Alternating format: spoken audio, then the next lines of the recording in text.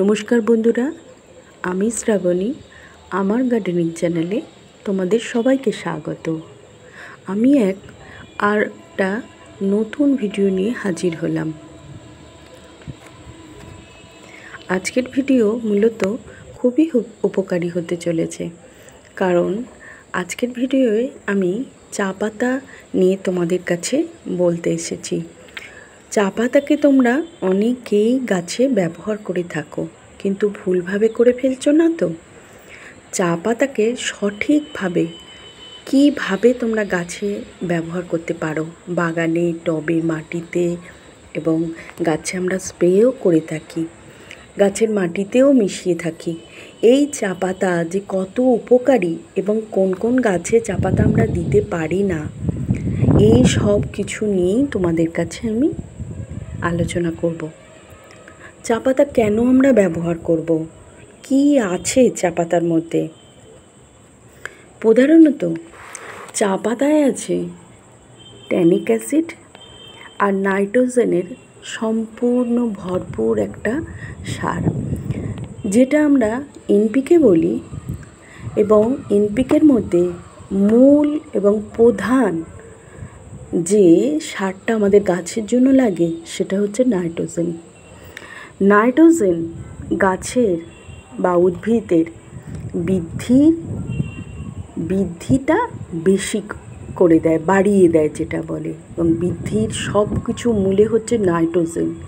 গাছের পাতা, গাছের শিকড়, সব কিছু গাছের জন্য নাইট্রোজেন আমরা ব্যবহার করতে হয়। এই নাইট্রোজেন আমরা জৈবভাবে পেয়ে থাকি সব থেকে বেশি চা পাতার মধ্যে। সেই চা পাতাকে তোমরা কি ভুলভাবে ব্যবহার করছো?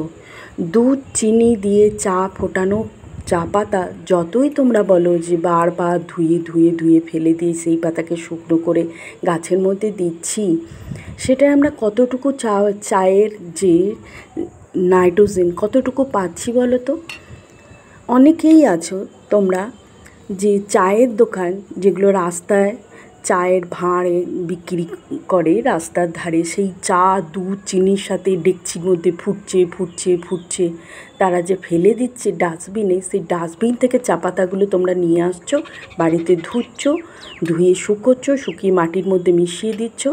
মনকে সান্ত্বনা দেওয়া, শুধুমাত্র মনকে সান্ত্বনা দেওয়া। তার মধ্যে কতটুকু নাইট্রোজেন আমরা পাচ্ছি? আর শুধু কি নাইট্রোজেন আছে? না, চা পাতায় আরও অনেক কিছু আছে। পটাশিয়াম আছে, ম্যাঙ্গানিজ আছে, ম্যাগনেসিয়াম আছে, ফসফরাস আছে, জিঙ্ক আছে, কপার আছে, যা আমাদের গাছের গঠন বৃদ্ধিতে সাহায্য করে, গাছের কচি পাতা বার হতে সাহায্য করে, গাছের পাতা ঘন হতে সাহায্য করে, গাছের মূল, গাছের শিকড় বৃদ্ধিতে সাহায্য করে। দেখো, আমি যেভাবে গাছে চা পাতা ব্যবহার করি, তোমরা যে চাই বাড়িতে ইউজ করো না কেন, দেখো, আমরা যেহেতু দুধ চিনি ছাড়া আমরা চা পাতা গরম জলে হালকা ভিজিয়ে নিয়ে আমরা লিকার খাই, তাই আমার এই চা পাতা ইউজ করতে আমার অসুবিধা হয় না। কিন্তু তা সত্ত্বেও তোমরা যদি হালকা একটু গরম জল করে নাও, তার মধ্যে 2 চামচ কি 3 চামচ এইরকমভাবে আমি যে দেখাচ্ছি চা পাতা ভিজিয়ে রাখলে, তার যে দেখো লাল লিকারটা বেরোলো, তোমরা যে এতগুলো চায়ের মধ্যে গুণ আছে, সেই গুণগুলো সম্পূর্ণ পেয়ে যাবে। এইভাবে বাড়িতে তোমরা যদি সত্যি গাছের মধ্যে দিতে হয়, তাহলে তোমরা সেই লিকারটা সেইভাবে বার করে নাও। কী করবে, যে গরম জল তোমরা করে নিলে গ্যাসে, হালকা গরম জল, যে ফোটাতেই হবে তা না, সেই জলে তোমরা 2 থেকে 3 চামচ চা পাতা ভিজিয়ে রাখো, ওভারনাইট ভিজিয়ে রাখো, বা তোমরা একবেলা ভিজিয়ে রাখো, বা 4-5 ঘন্টায় ভিজিয়ে রাখো, যাই হোক ভিজিয়ে রাখলে। আর এইটা যে আমি দেখাচ্ছি, আমাদের যেহেতু আমি দুধ চিনি ছাড়া চা আমার হয়, সেই চা পাতাকে আমি এক জায়গায় জমিয়ে রেখে দিই, সেই চা পাতাটাকে আমি মাটির সাথে মিশিয়ে দিই, সেটা একরকম হয়। আর এইটা যে দেখাচ্ছি, এটা জলের সাথে মিশিয়ে এইভাবে ভিজিয়ে রেখে দিই। এই যে লিকারটা বেরোলো, এই লিকারটাকে আমি বালতিতে আরও জলের সাথে মিশিয়ে সেটা আমি গাছের মধ্যে দেবো। কখনোই কখনোই গাছে কিন্তু বেশি দেওয়া যাবে না চা পাতা। দিলে তোমার কিন্তু আবার গাছ পুড়ে যাবে, গাছের পাতা পুড়ে যাবে, গাছটাকে নষ্ট করে দিতে পারে। যেমন অত্যন্ত উপকারী, আবার অপকারী দিকটাও তোমার আছে চায়ের পাতার মধ্যে। এই লিকারে অত্যন্ত উপকারী চা পাতা, তুমি কোনো কিছু সার না দিয়েও, তুমি শুধু চা পাতা দিয়েও কিন্তু গাছ তৈরি করতে পারো। সুন্দর ঘন সবুজ তরতাজা সতেজ গাছ তোমরা করতে পারো। কিন্তু এই চা পাতা মাটির উর্বরতা বৃদ্ধি ঘটায়। দেখো, আর একটা দিক হচ্ছে, ওই যে লিকারটা তোমরা জল মিশিয়ে স্প্রে বোতলে দিয়ে তুমি গাছে স্প্রে করো, তোমার পোকা মাকড় কীটনাশক অনেকটাই মারা যাবে। কারণ আসতে পারে না, চায়ের গন্ধ যে একটা স্মেল আছে, সেই স্মেলে কীটনাশক যেটাকে আমরা বলছি যে কীটকে নাশ করে, কীট মানে পোকামাকড়, সমস্ত গাছে যে দেওয়া যাবে তা না, তারও কিছু রুলস আছে যে কোন কোন গাছে তোমরা দিতে পারবে আর কোন কোন গাছে দিতে পারবে না। যে সমস্ত মাটিতে অম্লতা আছে, যে সমস্ত গাছ আমাদের ভালোবাসে, যেমন দেখো আমি এটা জুঁই গাছে দিচ্ছি, এটা আমার একটা জুঁই গাছ আছে, জুঁই গাছে দিচ্ছি, বেল গাছে দিচ্ছি। তুমি স্প্রে করো, গোড়ায় ঢালো।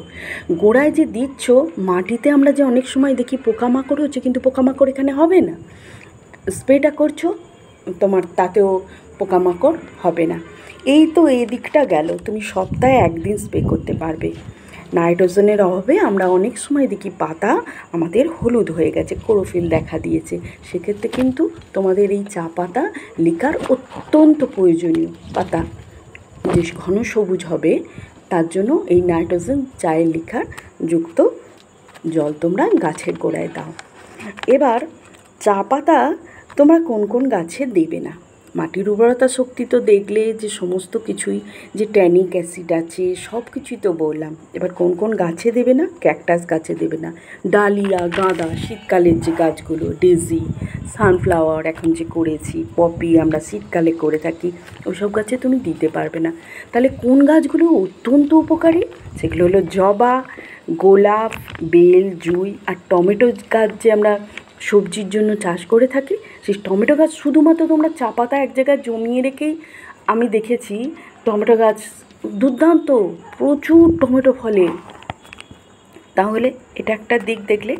এবার গাছের শিকড় তো বৃদ্ধি করলো, গাছের পাতা পড়ে যাচ্ছে, তাও তুমি চায়ের লিকার গোড়ায় দিলে, ছোটো গাছকে বৃদ্ধি ঘটাতেও সাহায্য করে, নতুন পাতা গজাতেও সাহায্য করে।